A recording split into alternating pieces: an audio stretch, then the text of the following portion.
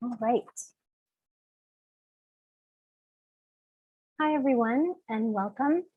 I'm Sarah Freeman, the Director of Exhibitions at Brattleboro Museum and Art Center and co-curator of the Felt Experience exhibit along with Katie Stowe. It's my pleasure to present tonight's artist panel discussion about Felt Experience. Admission for this program is pay as you wish.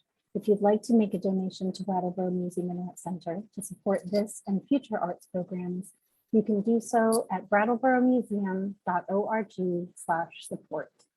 And you'll also find information about membership on that page as well. This event is presented in connection with the exhibit Felt Experience, which is on view through October 10th at BMAC.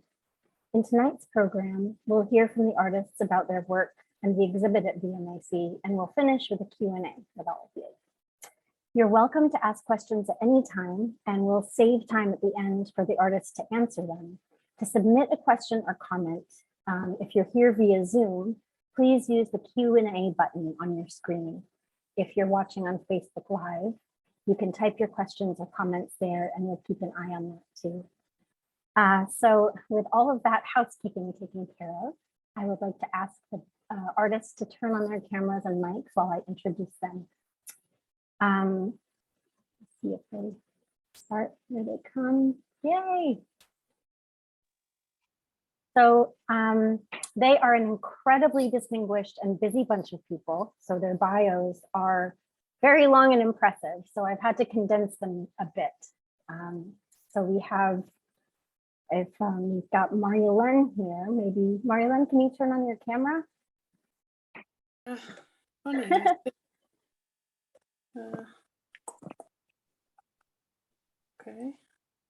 Yay, there you are. All right. Hi, everyone. Marjolein Dallinga is an artist based in Quebec, Canada. She studied graphic arts and painting in Holland, where she was born. She started felting after moving to Canada in 1989 and raising a family of 3 boys. Having learned how to felt, Dallinga initially created handbags, hats, mittens, and eventually began to produce commissions and theatrical pieces for Cirque du Soleil and to teach felting.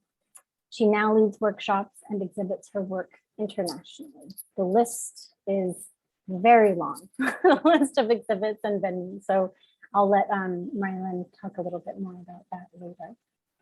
Ruth Jeyaveeran is an artist, designer, and educator based in Brooklyn, New York. Her felt work has been exhibited at various galleries throughout New York, and she has been awarded residency at La Napoule Art Foundation, Virginia Center for the Creative Arts, and others. Currently, she is an assistant professor of textile and surface design at the Fashion Institute of Technology. Melissa Joseph is an artist who lives and works in Brooklyn, New York. Her work addresses themes of diaspora, family history, and the politics of how we occupy spaces. Her work has been shown at Delaware Contemporary, Woodmere Art Museum, NADA Miami, and others. She has participated in residencies at the Center, Substructured Loss, the Growlery, Chautauqua Visual Arts, the Textile Arts Center, Brick, Dieudonné Workspace Residency, and the Elizabeth Foundation for the Art Studio Program. And she's coming to us now from another residency at the Archie Bray Foundation for Ceramic Arts in Montana. Liam Lee is an artist and designer based in New York, whose work is concerned with the dissolution of the boundary between interior and exterior space, between man-made objects and what constitutes the natural environment. His work has been featured in Dwell, Architectural Digest, and Surface Magazine. Liam worked for various architecture and design studios in New York and studied English literature in undergrad at the University of Chicago. And the reason I mention that is because I feel like I want to ask you about that later on, Liam. So get ready. And finally, Stephanie Metz is an artist living and working in San Jose, California. Her artwork grows out of a sense of curiosity, play, and the desire to explore meaning. Her work has been featured in publications such as American Craft, Adobe Inspire magazine, and 500 Felt Objects. Notable exhibitions include the Right Spike Textile Biennial in the Netherlands, Fiber Art International, and most recently In Touch at the Dessese Museum in Santa Clara. The exhibit there was cut short due to COVID and featured the pieces that are currently on show here at the MAC. So, welcome everyone, and thank you so much for being here tonight. So I'd like to start off by asking each of you to say a little bit about your work, your techniques, and how you found felt, and what about it keeps you engaged and involved. And so we will start with Marjolein, and I will share an image of the work that Marjolein has up at the museum. Can you just let me know how much time I have? Sure. How about 3 to 5 minutes? Okay, good. Yeah. Okay, so well, I have really a painting background, and I started felting through my children. I discovered it when I visited with one of my oldest. I visited a sheep farm, and then this lady did a little demo, and they gave me good ideas to make some toys, and that's how I got into the. And I haven't painted since almost 30 years, but since COVID, I started painting again. So it's like making a circle. So I started really toy making. Then, as Sarah already said, I make practical things, scarves and bags and all this stuff. And I started teaching in the beginning, making toys. And then slowly I got into contact, totally by coincidence, with Cirque du Soleil. I have no experience at all in costume designing or anything like that, but they were interested in the felt, and they invited me to show what you could do with it. And so I worked quite a long time for them, very extensively in the beginning, mostly experimenting what they could do with the material, which is actually very difficult for the circus. They used it mostly as more an accessoire-like thing, but I did a lot of experimentation for them, and through that work I got more back into the visual art scene, asking grants and from the government here, and my work, which is a craft, of course, nowadays feels more like in between visual arts and crafts. I quite like that place. It gives me a lot of freedom. It's a hard place to find. I found to find places who want to exhibit your work. That's why I was very happy with your invitation. And so I like the edge of using a craft technique, but try to express something what is, well, it's maybe pretentious to say, but like what could maybe be considered as art. So for me, it's that search all the time. Most of the time I don't really succeed, but it's a goal, like to be very playful with it, at the same time to try to express something deep. So for me, the main thing is, it always feels like if I make a hide, like a skin, probably for myself. This material is very important for me, what it means as an expression, as a medium, like it's a protective thing. It keeps you warm. It absorbs even hard sounds. So I often feel as if I create another skin for myself to be. People don't really need to know that, but for me, that's a strong motivation to make all those big things. So the tree I have in the Brettelborn Museum, what Sarah chose, the oldest is the green one, the blue one. That is symbolizing actually a little bit the water element, even if it's maybe you don't really see that, but the inspiration comes from that. And I really like how it hangs in your museum because of the big ceilings. I never had it hung so nice because most places are too small. And then the gray piece, I worked quite a long time up, what you can see a bit in the movie. Also a kind of hide I made. It looks quite aggressive from the outside. The inside is all hollow. And So, and then the last one, the red one, I really made like as an answer of the gray one, which made me actually really happy and almost a bit melancholic why I made it. So that's why the red one totally was an answer of the gray one. I work a lot like that. I'm not a good designer. I don't make any drawings, but one thing moves out of the next thing. So that's for me the felt for now. Thank you. Thank you. That's great. Let's see, Ruth. So I close my camera now? No, you're fine. Stay with us. We can see you.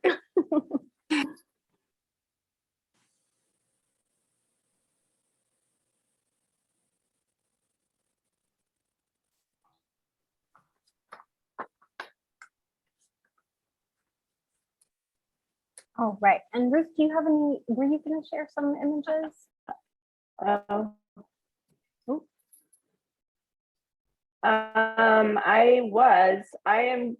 hope I don't break up. Okay. You're a little You may bit want to breaky uppy. go Yeah. to some.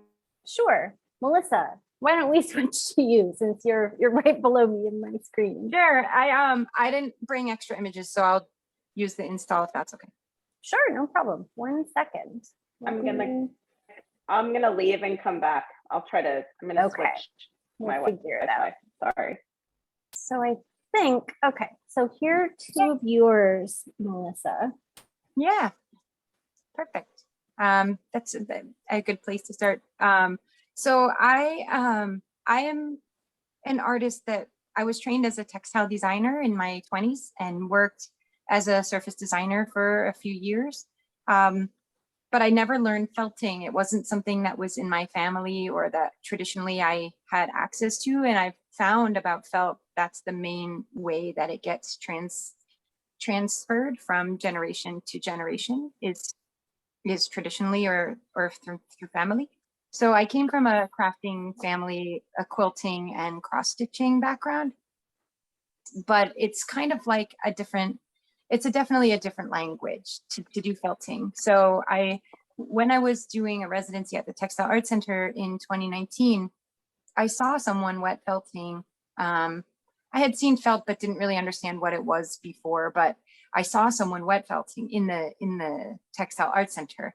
And it was kind of like it was calling to me in a weird way, like, come over here, look, do this thing. So, out of the corner of my eye, because I didn't want to be creepy and like just stare at this person who was working, I just kind of paid attention and then later asked the people that ran the Textile Art Center what was going on back there, because we had learned a lot of things. We had learned weaving, the knitting machine, screen printing, spinning, pretty much everything but felting. And they told me that it was felting. And I thought, well, how can I do that?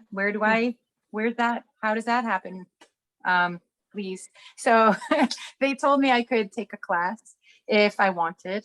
And I signed up, but then COVID happened and the pandemic, and I couldn't take the class after all. So the way I started to felt was I was just really so captivated by something about the physicality of the process. The movement that you need for wet felting is very much aligned with my fidgeting lifestyle. And so I looked up on YouTube how to felt and watched a bunch of videos.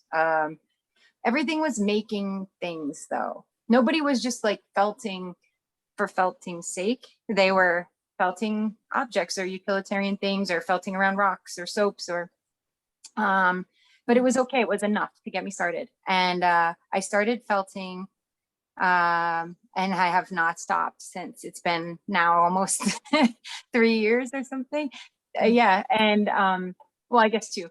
And I somewhere along the line, someone handed me a packet it was Isa from the Textile Art Center, I will always remember, handed me a little packet about needle felting. It had a little piece of foam, some wool, some needles, and said, I know you're really into wet felting, but you might also like this. So more YouTube, And now I almost exclusively needle felt. I do wet felting occasionally, but I almost exclusively needle felt at this point. And I don't know, it's a magical thing. It was a very serendipitous and I don't think accidental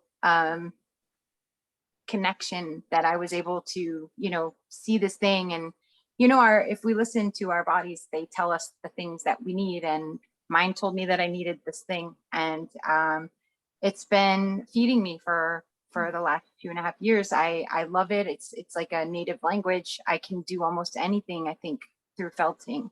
And I know that's not normal because I'm here at a ceramics residency right now. And it is absolutely not intuitive for me at all. Everything is a struggle here. So I really appreciate even more, this gift that felt has given me in the ability to communicate whatever it is, my ideas. I feel like I use it for painting, but I can paint so much better with felt than I could ever do with paint. And yeah, that's kind of how I arrived there. So Thank you. Ruth, can we come back to you?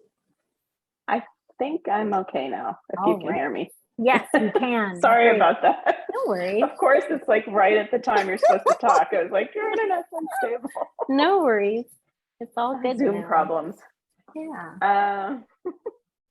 Yeah, so a lot of what Melissa said resonated. I would say I very recently started felting as well. I had done it years ago as one technique. I even actually taught it at Parsons as one of our fiber, just learning different materials and techniques. But I went to a residency in Haystack in Maine, which is a really amazing craft school and residency. And we were playing, it was textiles and technology, and I went for something else, but there was wool out and I started felting and didn't really know what I was doing, but I was like, wow, there's so many things you could do with this. Why have I never, why have I never exploited this before? I really have I studied years ago as a painter, then I worked as a children's book illustrator, and then was a textile designer for years, which is what I teach. So I'd been in the world of 2D for so much because I'd basically been print designing. And the felt, I initially started doing 2-dimensional things, just playing around with wet felting. But when I started actually making 3-dimensional objects is when everything kind of came alive. I just started, actually some of the pieces that are in the show on the big wall. I don't have an image of that. Do you have an image of do. of what came before? Yeah, so those, Actually, some of those pieces are very, very early experiments that actually became part of this installation, because I was playing around with doing sculpting or trying to felt vessels and forms, and it just really resonated with me, and I started just placing them together. And this piece is really, it's been installed about 4 or 5 times in different spaces, so it's kind of site specific. I keep adding to it. Clearly there's pieces from 4 or 5 years ago, and then there's newer pieces I did this year. Sometimes it's hanging off the wall, sometimes it's hanging on the wall, but it always has this yarn connecting everything, because I love the organic shapes that I was creating, and they all had a connection. And the wool also has this very primal feel to it. It's like connected to nature, and all my work has to do about our connections to nature, or lack of connections to nature, or broken connections to nature. And this piece, I was really thinking about, initially I was thinking, I just had them pinned on the wall, and I was like, oh, that looks like, taxonomy, or in the museum when they pin the specimens on the wall. But taxonomy is really about classifications. And I started thinking of this as a reverse taxonomy, where it's showing connections between things. So some of these are organic. A lot of people see this and they're like, oh, are you thinking about the sea? And there's a lot of kind of underwater forms. Like I wanted everything to be sort of in a gray space. Like maybe you could tell what it was, or you can't tell what it was, but they're all organic. And Some of them look like vessels or tools, because I was also thinking about archaeology and excavation. And when, you know, when things are excavated, everything looks the same. Like a pot looks like a shoe, looks like, you know, a bone. And basically how, you know, as time works on the body and all the objects we use, it all starts to go back to down to the same elements.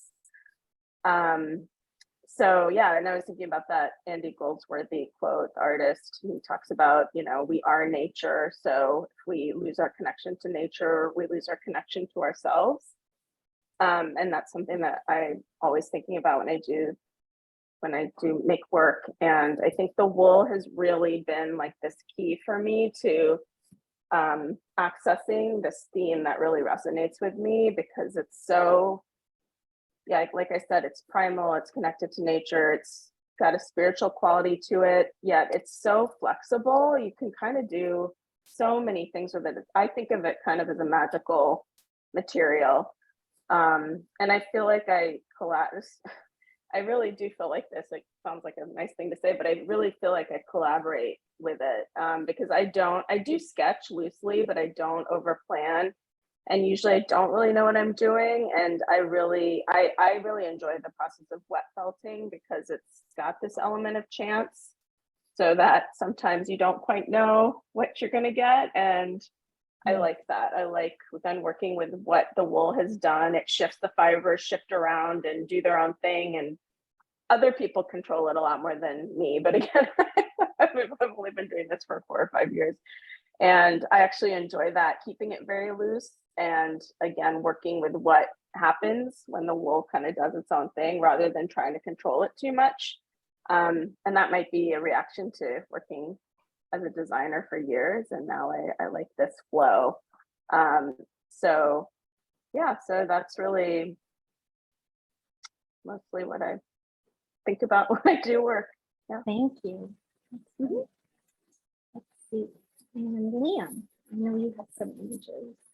Yeah, would it actually be, do you think it makes the most sense to just use one of the installation? It's your call. I know you have some really beautiful images. I mean, Oh, but it's your call. You know, I have. well, I'm just afraid to take up too much time, but I could just flip through them quickly. Go for it. Go for it. Sure. Okay. Let me. So I actually didn't receive an art education, but I studied English as an undergrad, but have always, you know, really loved drawing and painting and making things. So I guess in 2018, I started working with fiber just in my spare time during the evenings when I'd come home from my job in set design, as sort of a creative outlet. And what I really loved about wool was that you could sort of, with needle felting, start to build up the three-dimensional aspects of a piece, where you're not just, you know, unlike painting or drawing, you're working with the two-dimensional surface. With felt, you can really sort of like push that dimensional aspect. And basically, I guess my textiles are loosely playing with the idea of textiles or carpets as representations of the space of the garden, where they sort of act as a space that you can project yourself into, that the viewer can project him or herself into. And I actually play a lot with scale. So I draw a lot of inspiration from star charts, maps, topographic maps, and down to, you know, what you might find under a microscope. And I guess when the pandemic hit, I lost my job because the entire fashion industry shut down, and I started making furniture because I really wanted to try to push the three-dimensional aspects of felt. So made, I guess the salmon and blue chair was the first piece I made. And that, I mean, I guess the process has sped up as I figure out what it is I'm actually doing and how to make these things. But this chair took, I think, about 4 or 5 months to make, working on and off. But because I, was unemployed, I suddenly had a lot of time on my hands to experiment, which was in a strange way the silver lining that came out of the pandemic. So that's that. And now I do stop share. Thank you so much. And Stephanie, how about you introduce yourself? Hi, I'm Stephanie. I'm in California. Unlike everybody else, it's the afternoon here. I have been working in felt for nearly 20 years, but my background is very much not in fibers. My background, my training was in very traditional sculptural techniques, usually with the human figure. So stone and clay and metal. And I totally stumbled across needle felting. When I left school, I actually went into kind of more production art. I worked for a company that did themed environments and realized I didn't want to do that. And I was working for a while with a framing company, and a coworker there showed me a magazine about making felted drink cozies. I've never heard of this before. You can take a cup, you wrap it in wool, you dunk it in hot soapy water and rub it a lot, and you get this freestanding thing. And it just sounded like alchemy and something I'd frankly avoided in college. I didn't go near the fibers departments. And so I went to a yarn store and said, hey, I'm a sculptor. I want to try this felting thing. And the woman there took one look at me and said, oh, you don't want to do wet felting. It's messy and imprecise. Here's a book on needle felting. And I don't know how she read me so well, but yeah, it's very precise and controlled, and that seems to suit me. So I'm going to show you a couple of images and tell you a few more things. So these are the pieces of mine that are in the show, these hanging pod forms. They are pretty large, and why is this not scrolling through? There we go.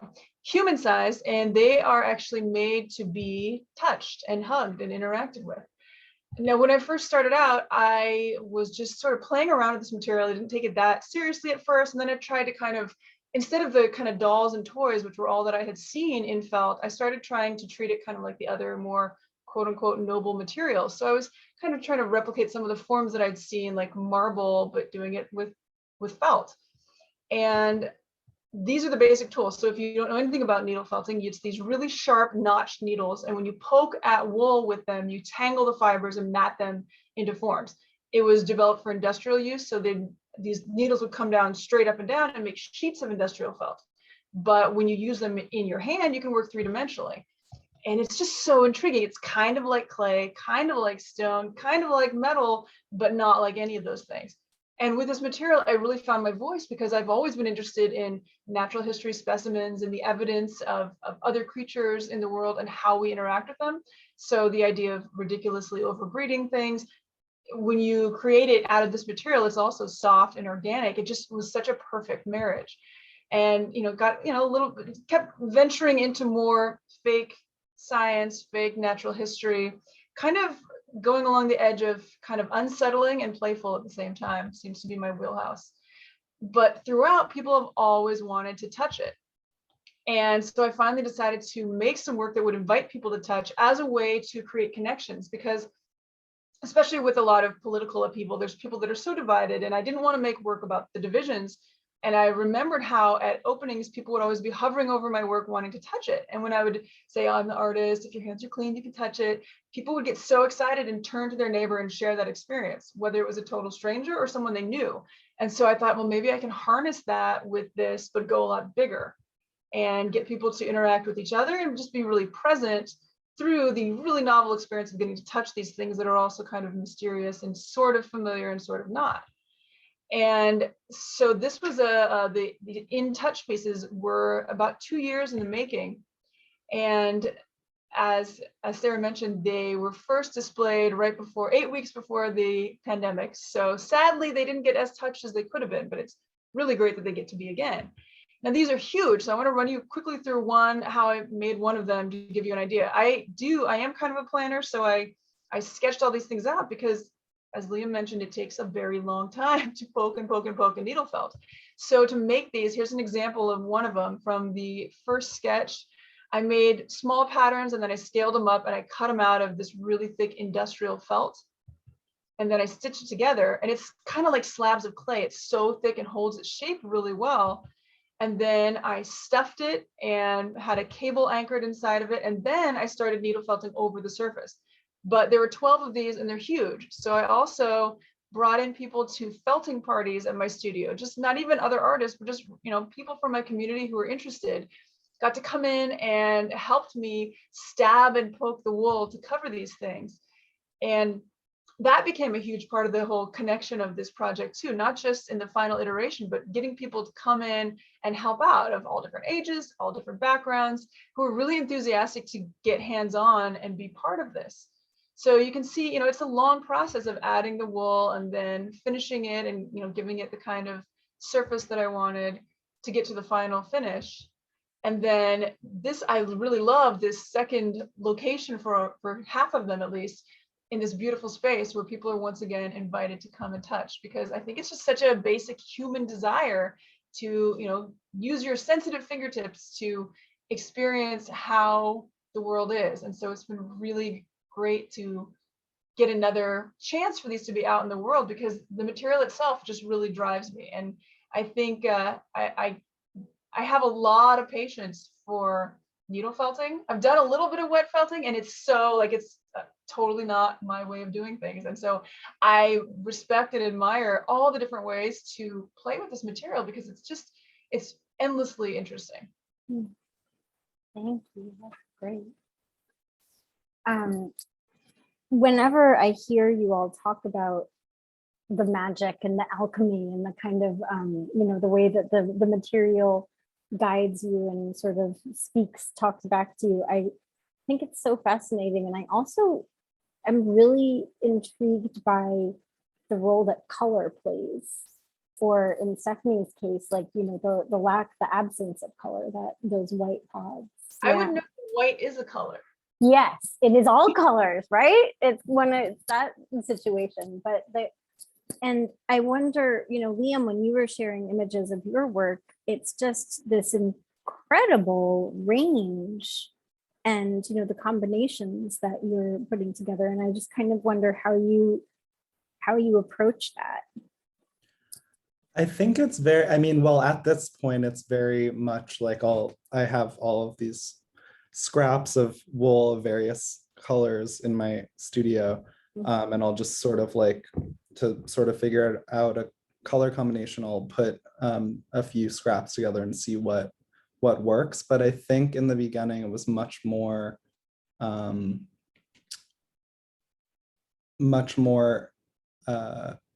intuitive or organic, with the textiles. I would sort of just see what color. Also, I guess I should start with the fact that dyeing wool is very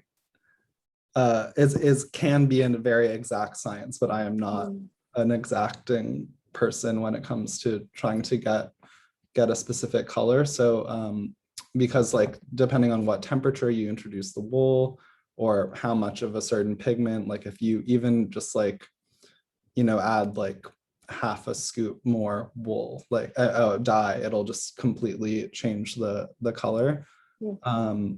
So that seemed for me, that was actually a very exciting part of the process in creating each piece, because you don't really know what you're gonna get.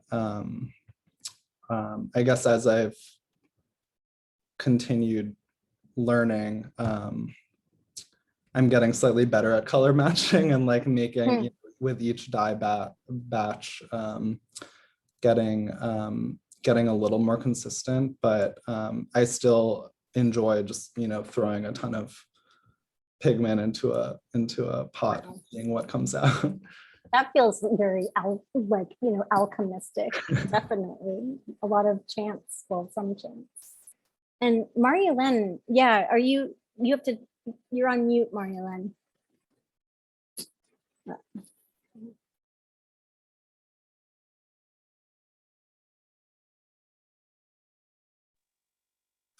Yeah, I just had a question for Leon. Oh yeah. Yeah, I wondered, is your work built over a form or over foam? But you do needle felt it, don't you? So I do needle felting. Stephanie's photos actually blew my mind just now. Like, what have I been doing? But it's solid felted wool, needle felted wool over a very simple, like I started with cedar frames, but like very boxy frames. I can actually just, so this is my apartment, but very, very simple frames. And I'll just sort of like continuously build up the form from there. So it takes a very long time to make each piece. Yeah, because it can get like very sort of solid and condensed. Put foam under it or something to make the shapes? There's no foam, so it's all like very condensed wool. So it gets, I think the more you continue to needle felt it, the denser it'll get. So it'll get actually rigid, and you can knock on it like a drum. So it's a bizarre material. Yeah. Do you wrap it first so that you have, because you obviously if you stab into the wood, you're gonna break your needle. So are you working at a tangent, or do you first wrap it so that you have something under there? No, so I'll felt smaller pieces and then felt together. So it's a very time-consuming additive process. Wow. And when you're, so Melissa, were you going to say something? Sorry. No, I'm just loving hearing about these processes. It's really cool. And I'm wondering, Liam, like, are you kind of like Ruth? Are you just like letting the felt decide what shape it's going to be as you said you don't really do that many drawings. So in the first 8 pieces I made, chairs I made, I didn't really sketch them out. I would do sort of like very loose doodles of more like color and form, but not, they're not like technical drawings necessarily. I think and also the frames, I guess, were a lot simpler, but now because they need to be, very structurally sound because they're functional objects. The frame, there's like support under all of the forms as I, move forward with my developing my process. Wow. And Melissa, I'm wondering, because your work has this really painterly quality to it, especially, and I'm going to share, if you don't mind, I'm going to share an image. Let's see if I can find it. Yeah, of course. Of what Katie Stowe has kind of referred to as the photo album wall. Yeah, which I really love. And I just like, it's such a different approach to the other artists in the show, and also your color choice is really interesting, and I wonder if you can talk a little bit about that. Yeah, of course. I think, I think my work is always in conversation with painting. I think of myself as an object maker, but also as a painter. And so felting kind of was this, again, another way it was magical for me, was that it fused the substrate and the image into one thing. So especially wet felting does that, where there's no more conversation about an image on a thing. The thing is the image is the thing. And it's really a cool way to think about making a painting that fuses things together like that. And I think, these are early, this is a span of works over probably a year and a half. That one on the right of the women on the beach, that's the second one I ever made with an image, the second felt. So it was but it was the same day that I made the first felt. So it was my first day creating images with wet felting. And I was shocked at how you could achieve certain paint characteristics with the wool, like brushstrokes or transparency. And I think what I've been trying to do ever since I discovered that is push that even further. Like now I'm playing a lot with trying to emulate glazes in felt, and how you can sort of mimic things, and it just brings to the center questions of materiality that I am very interested in, and what materials can do, and what traits we attribute to particular materials, and why, when other materials can kind of do that too. So thinking about what Stephanie said, I also, work with ceramics and stone, and I think that it's not a coincidence that we are drawn to this material too, because it can do a lot of the things that those things can do. And but it has a flexibility that they don't have, and a reversibility that they don't have, especially if you're needle felting. That's kind of it. I'm sorry, I'm not more articulate about this, but I feel like I'm just like, I'm asking and answering questions at the same time, every time I make something with felt. And it's endless. The questions never stop coming, and the discoveries never stop coming. And so it's beautiful, like to have that conversation, to be able to have that conversation with your work, and then to embed into it the content that is important to me, which in this case, are these images from my family photo archive that I'm always thinking about, and thinking about the way where they can be seen and how they can be seen, and how nice it is to have them in an institutional space where I know many of my family members, haven't seen themselves exhibited before, or haven't maybe felt like those were spaces that they could have ownership or agency. So the colors are mostly natural, but I don't dye my own wool. So the element of chance enters in for me a little bit when people will give me wool, and I'll work with those things that just wool that I have around, which is aligned with my process of using found objects. I kind of make things work based on what is available. So I do stick to a neutral color palette most of the time. And then I add in colors where it seems necessary for something to have impact. Thank you. Stephanie, it looks like you wanted to add something. I was just going to say the reversibility, the forgiving nature of the wool is really wonderful. And I often teach, and people can get so worried about doing things the right way. And I feel like especially with needle felting, even more than wet felting, there's not a lot of history there. Like there's not a long tradition that you need to do it right, as there are in so many other textile approaches. And it's really liberating that you can just, like, we're making this up. No one can tell us we're doing it wrong. It's very freeing. It can maybe be overwhelming that it's so wide open, but I love that about it. Okay.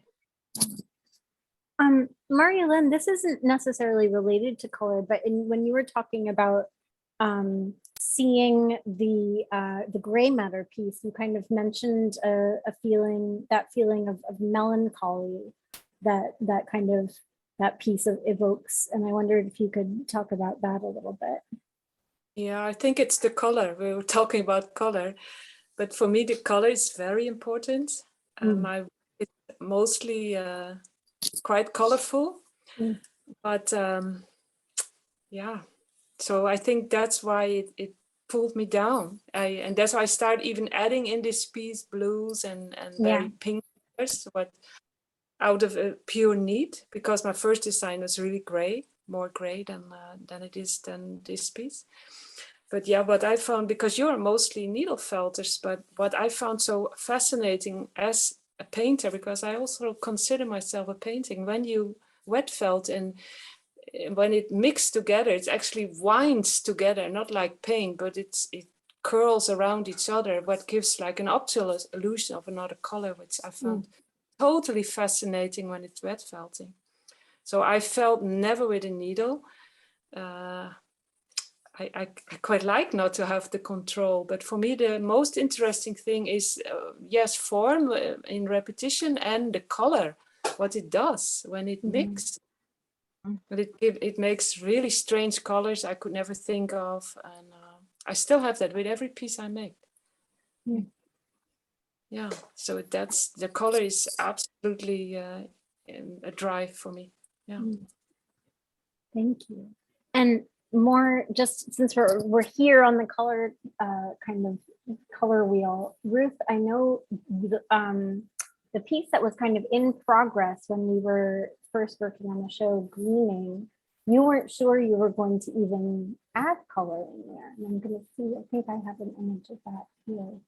Let me see, but while I'm looking at it, maybe you can talk a little bit about how you figured out the color. Here it is.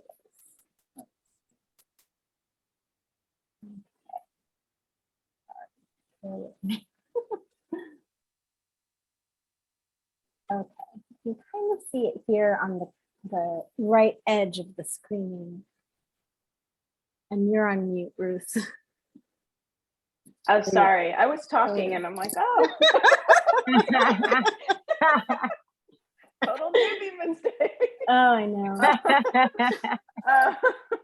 This is, yeah, I think this, again, it's funny, there's like a bit of a divide, but I mean, I do needle felt sometimes to embellish, but I, again, really appreciate this process of wet felting where you do lose some control, because the entire process for me is trying something, reacting to it, discovery, kind of a precarious, maybe it's not going to work. I don't know. Really, I kind of feel like I don't really know what I'm doing the whole time, which can be a scary place and can make me really grumpy at the beginning of the process.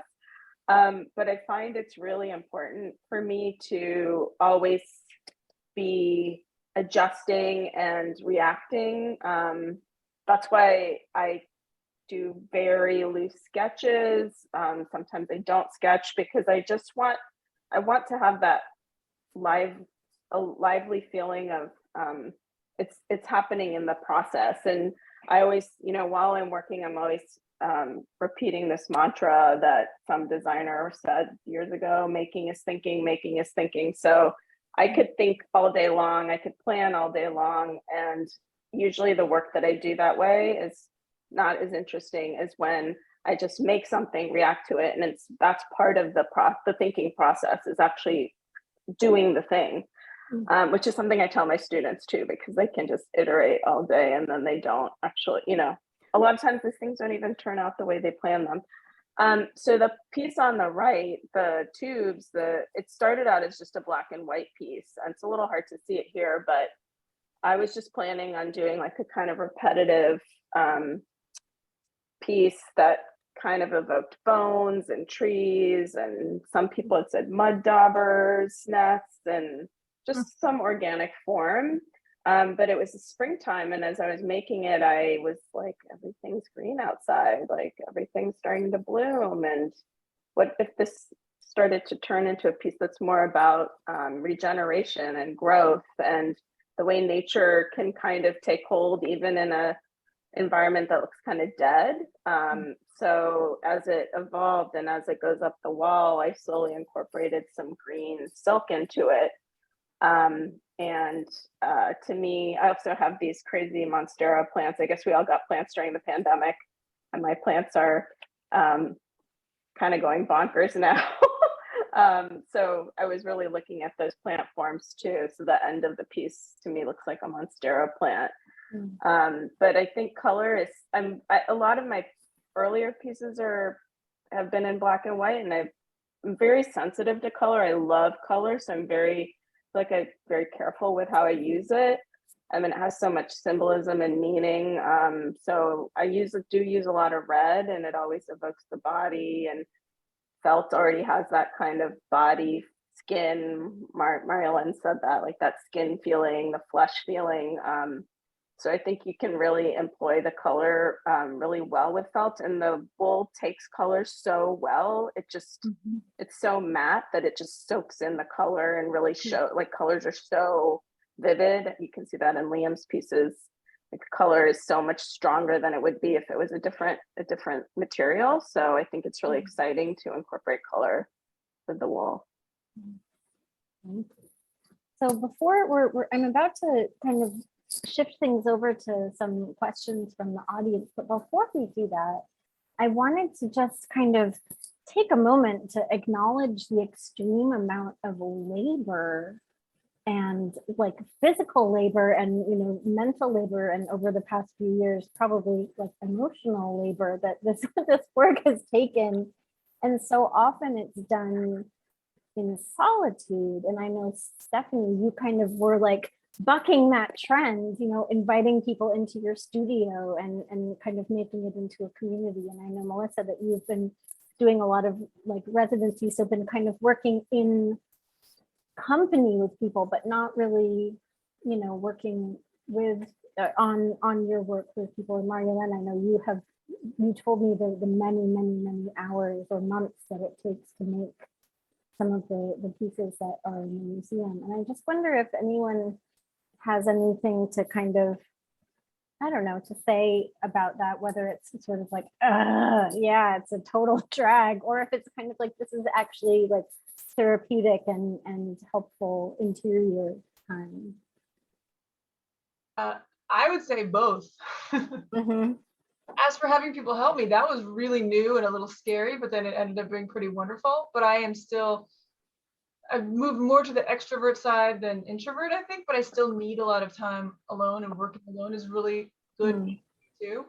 But there are definitely parts that are more interesting and exciting and fun and draw me in. And then there are parts that are just flat out boring, but it's part of getting it to the whole that I want it to be.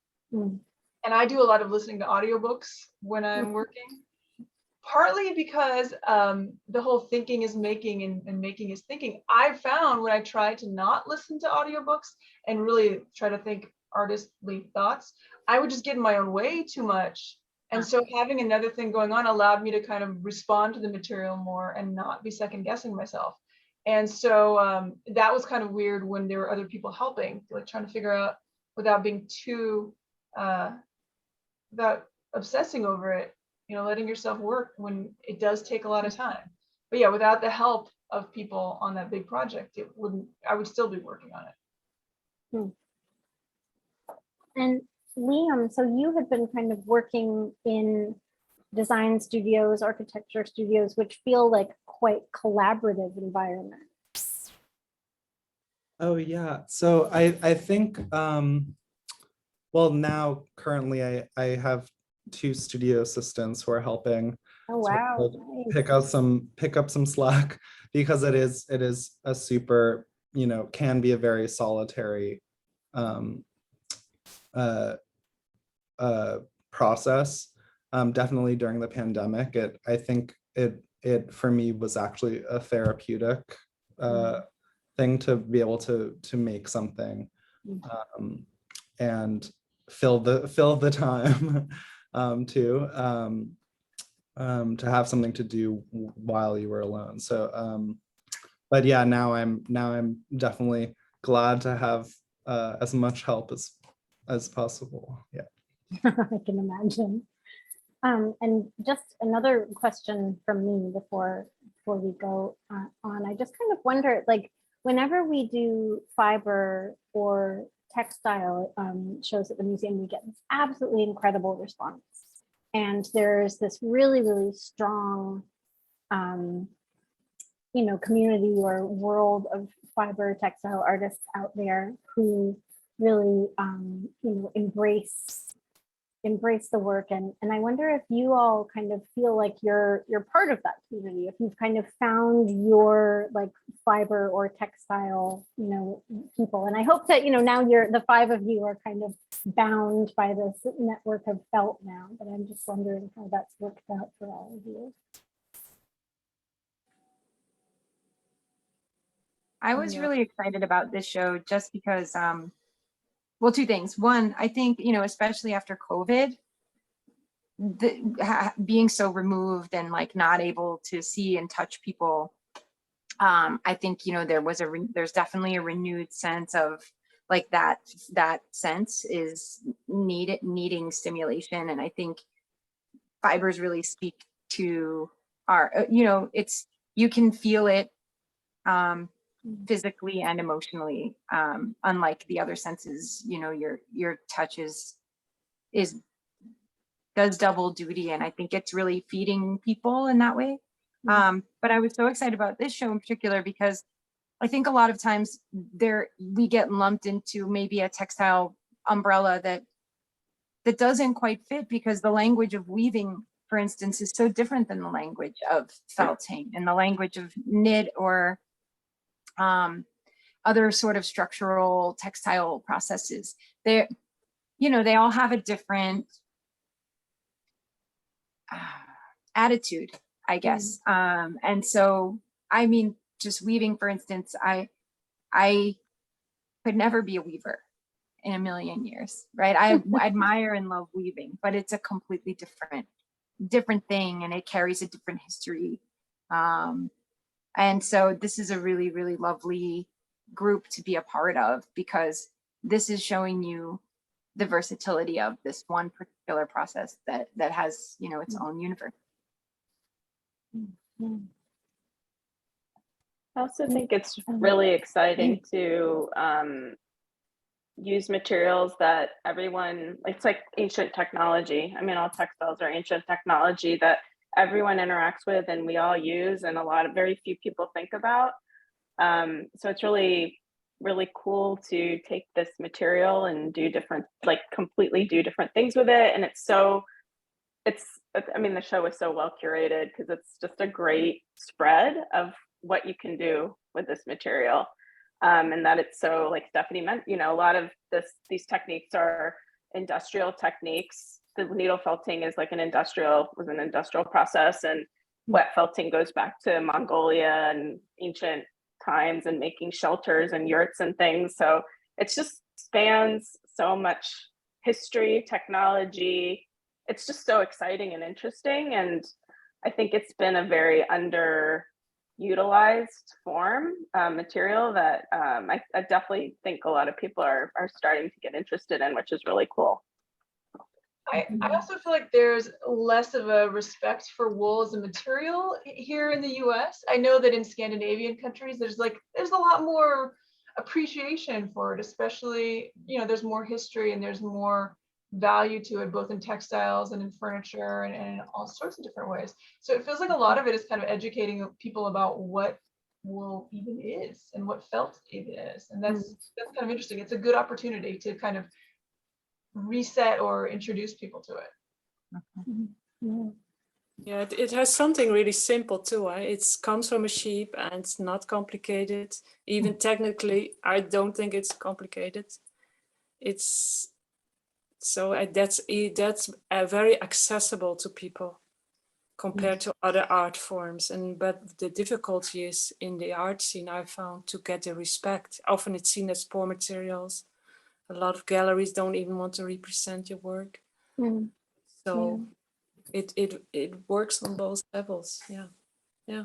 Well, I know when you were talking at the beginning, Marjolein, you were kind of saying how using this craft technique that's sort of seen as something that is, you know, it is a craft, and maybe it has a kind of reputation as less than or not, and using that to make something, to express something that is art. And I know, Stephanie, you kind of looked like you were resonating with that, which makes total sense given like the way that you have come to felt. It's prejudice. But I think in Europe, you get a little bit more respect to textiles. It's coming a bit more here in North America, but it's partly education too. But I think you see more and more artists using craft techniques and pushing it more in the art. And so that's why your show is interesting, because you choose, because you have a big craft element in the felting world. I teach a lot, and most people are just interested in technique on making useful objects, which is fine. But you rarely see more felt pushed in the art scene. Mm. And it should be shown a lot more because there are really people doing interesting things with it. Yeah. And it's very developing as an art form. So It it's is. Yeah. and it's easy to understand for people. That's why that's part of the success. It's inviting. That's why I never have problems when people touch my work. Really, no, none. Like often I invite them also to touch. It's just Yeah. solid. Yeah. So there's a question for Stephanie that I have also wondered myself. Given that your In Touch pieces are created specifically to be touched, how did you make the decision to make them in white felt or cream-ish felt? I've always loved the natural color of the wool, partly because whether it's, I do occasionally use browns and grays in some pieces, but I love the white partly because it makes you acknowledge on some level what it is made of. It's a more direct connection to the what is this and how does that affect the whole experience of the work. But I know people think, oh my gosh, white wool is going to get dirty and crazy. Someone early on said, what about when a kid comes into the popsicle? And well, Oh God. bring a popsicle into a museum, generally speaking, anyway. But wool is also incredibly durable and robust. Besides being covered in lanolin, even when it's really well washed, it still has a coating of lanolin, and that makes it resist moisture pretty well, resist soiling, it resists bacteria. It's an amazing, it's magical for a reason. There's a reason why we call it that. And especially because they weren't going to be on the floor, I figured it would probably be okay. Even before COVID, we had little hand sanitizer things at the entrance to the gallery so people could clean off their hands. And what I found, even though the work was supposed to be up for 6 months and it ended up being up for 2 months before good old COVID put it to the side, it didn't show any visible soiling. Things were more fuzzy, like they had more of a halo of the wool that kind of got loose a little bit, but I didn't see dirt on it. And I think it's a combination of, the nature of it and if these were outdoors, it might be a very different situation. And it was also kind of a leap of faith. And honestly, if they did end up showing dirt in certain areas, in my mind, it would be kind of like bronze pieces that end up, gold where people touch it. It gives some evidence of where people were really intrigued. And so that was kind of a part of it too. Oh, that's cool. That's a nice way of thinking about it. And Ruth, you have some work that's outdoors now at a different location. Is that right? How is that holding up? Yeah, how are they holding up? I haven't seen them. Yeah, I did. I think everyone was like, are these going to be okay? I mean, again, wool is so durable. So I did make some felted cairns, some big stacks of rocks that are at the Queen's Botanical Garden right now. And I knew it wasn't going to be like a permanent outdoor sculpture. So that was one thing. It just was going to be out there for 3 months. And I knew it would just, under the rain, under the sun, it would all be fine. Like it would just probably matte or felt even more. They're probably going to pick up some dirt and some nature detritus, I'm sure. We'll see. Again, I haven't seen them, but I haven't heard that. I installed them and I haven't been back up there. They've been up for about a month. So cool. So far, so good. Collaboration with nature, kind of. Right. Exactly. That's what everyone was saying. Because I was like, I think they're going to get pretty dirty. And then everyone's like, that's part of the process. I'm like, yes, they're going to mutate and change and evolve. So I have at home, I have 5-6 big pieces outside. And it takes about 7 to 10 years. They're really totally gone. It's fascinating to see how it changes. Yeah. And if anyone has not yet seen Marjoleine's video of her work outside animated, it is amazing. Yeah, you can find that on the website at the museum or on Marjoleine's website as well. It's really fantastic. I wonder, Marjolein, you mentioned that, did you say you started painting again? Yeah. And so how does the felting inform that return? Oh, I like that if I paint, you're somewhere else physically. I'm really more high up. And the felt takes me more down. So I'm trying to make like not using the wool to paint, but more like I make a painting and I make a felt piece and let them dialogue together. And it's I'm very happy about it. That I found the painting back. I just had to be patient to find a good time, and back it circles up. Yeah. So it's nice what you said about the material, Melissa, like how you use it painterly. And for me, it's all about the material too. Yeah, it's nice. Yeah, I should maybe try needle felting. I like it. Well, I'm thinking about like how you have the beads also like in the wet felted pieces and things. So yeah, I can see, I would be curious to see what you made with needle felt. I think it would be interesting. Thank you. And Melissa, you've done so much kind of interesting combining of materials. So felting on and in things, and I kind of in a really cool and experimental way. And I know last time when I was at your studio, you were doing some printing on industrial felt. Yes, I was. Yeah. So how, like, I mean, what's next? I know, right? Next is when I drive home from Montana in September, I'm going to stop in Kentucky at this place called Felt Loom, where they make these giant, like, needle felting looms. Like Onion Fisher has, I think, 5 of them, where you can kind of put anything through these things, and the needles will just, like, thousands of needles will felt it into a single piece of fabric. So I'm very curious to just like try out this machine and see what it does. But right now I'm in this space, especially here at the ceramics residency, I'm still felting. I have 2 stations set up. I have my ceramics table and my felting table in my studio. So, but I'm trying, the language, like Marjolein was saying, like they are in dialogue with one another. So what I learned from one material speaks to the other material.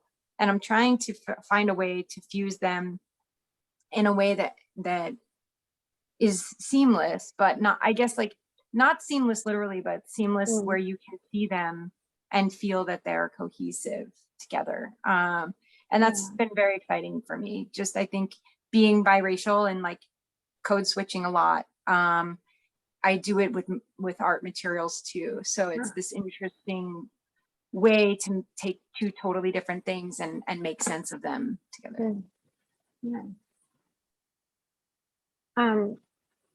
Liam, if you don't mind, I wanted to come all the way back to the very beginning of our conversation when I was like, I'm going to ask you about your English literature background. Oh yeah. Because I'm so curious about how or if that has kind of guided your thinking at all about like how you approach your work, or what kind of forms or ideas you're thinking of when you're working. Well, so when I was an undergrad, I actually was studying poetry, and I ended up writing a collection of poems for my thesis. But I think in terms of like the relationship between literature and what I'm doing now, I think when you study poetry, you have to develop this like intense sensitivity to external stimuli and like, spaces and objects and colors and sounds and tastes and smells, and I think that there's always been this like sort of fascination or like fixation on objects and like how objects influence us, or how everyday objects, sort of can take on a history or a story or patina over time.